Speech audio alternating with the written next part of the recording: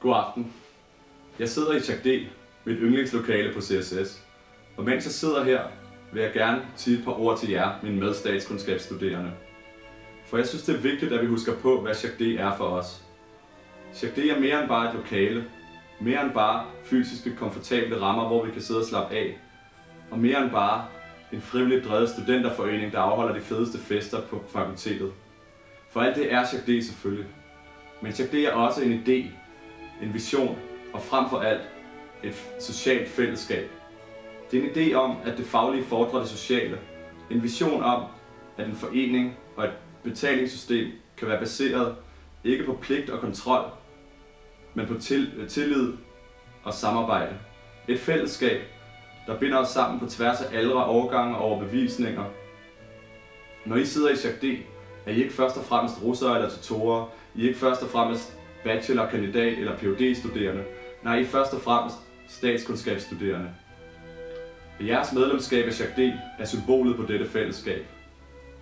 Det er for mig et meget essentielt og vigtigt symbol at holde fast i og at værne om. Det er vigtigt, at vi fra tid til anden glemmer vores ideologiske uenigheder, vores teoretiske disputser og vores divergerende faglige interesser.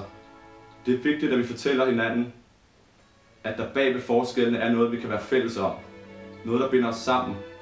Et frirum, hvor det er okay, vi er uenige, fordi vi ved, at der på vores felt ikke findes endegyldige sandheder.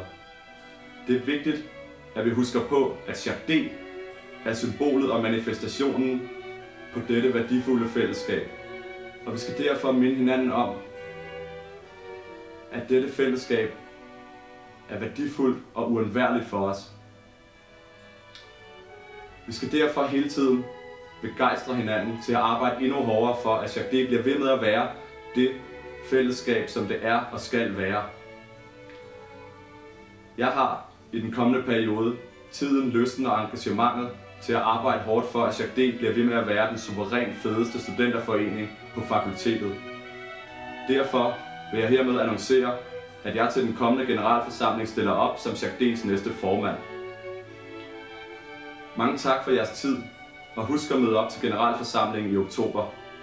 Ha' en rigtig god aften. Og skål!